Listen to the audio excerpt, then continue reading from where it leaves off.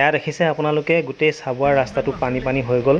Chabua main টাউনতে এনেকৈ পানী হৈ গ'ল আৰু এই দৃশ্যটি মই দেখুৱাই আছোঁ আপোনালোকক ৰাতিপুৱা 9 বজা ভাগত।